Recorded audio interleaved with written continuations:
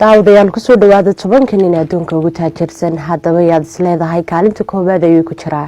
intaan ku guda jirno ayaan ogaan doonaa ninka kaalinta koobaad ku jira waxaanu ka soo bilaabaynaa lambar 10 waxa kaalinta 10aad ku jira ninka la yiraahdo Larry Page waxa uu dhashay wadanka Mareykanka da'diisu waa 46 jir lacagtu ay istaana waxa weeyaan 50.8 bilyan shirkadda uu leeyahay waxa la yiraahdaa Google waxa kaalinta sagaalaad ku jira ninka lagu magacaabo Michael Bloomberg waxa uu dhashay wadanka Mareykanka da'diisu waxa weeyaan 77 jir lacagtu ay istaana waxa weeyaan 55.5 bilyan oo dollarka Mareykanka shirkaddu iska leeyahay waxa la yiraahdaa Bloomberg waxa kaalinta sideedaad ku jira ninka lagu magacaabo Mark Zuckerberg waxa uu dhashay wadanka Mareykanka da'diisu waxa weeyaan 35 jir lacagtu ay istaana waxa weeyaan 62.5 bilyan oo dollarka Mareykanka waxa iska leeyahay shirkadda Facebook waxa kaalinta toddobaad ku jira ninka lagu magacaabo Larry Ellison waxa uu dhashay wadanka Mareykanka da'diisu waxa weeyaan 75 jir lacagtu ay istaana waxay gaadhaysaa 62.2 bilyan oo dollarka Mareykanka waxaanu iska leeyahay shirkad lagu magacaabo Oracle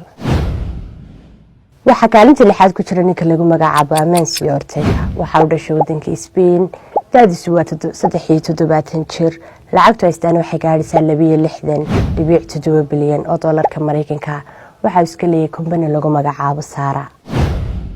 waxa kaalinta shanaad ku jira ninka lagu magacaabo Carlos Slim waxa uu dhashay wadanka Mexico da'diisu waa 79 jir lacagtu ay istaana waxa weeyaan 62 bilyan oo dollarka Mareykanka waxa iska leeyahay company la yiraahdo American Movil waxa kaalinta afraad ku jira ninka lagu magacaabo Bernard Arnault waxa uu dhashay wadanka Faransiiska da'diisu waxay 70 jir lacagtu ay istaana waxa weeyaan 76 bilyan oo dollarka Mareykanka waxa iska leeyahay company loo soo gaabiyay magaciisa LVMH waxa kaalinta saddexaad ku jira ninka lagu magacaabo Warren Buffett waxa uu dhashay wadanka Mareykanka da'diisu waa 89 jir lacagtu ay istaana waa 82.9 bilyan oo dollarka Mareykanka company-ga iska leeyahay waxa lagu magacaabaa Berkshire Hathaway waxa kaalinta labaad ku jira ninka lagu magacaabo Bill Gates waxa uu dhashay wadanka Mareykanka da'diisu waa 62 jir lacagtu ay istaana waxa weeyaan 96.5 bilyan oo dollarka Mareykanka waxa iska leeyahay company-ga la yiraahdo Microsoft waxa kaalinta koowaad ku jira ninka lagu magacaabo Jeff Bezos waxa uu dhashay wadanka Mareykanka da'diisu waa 50 jir lacagtu ay istaana waxay gaadhaysaa 131 bilyan oo dollarka Mareykanka haddaba waxa iska leeyahay shirkadda la yiraahdo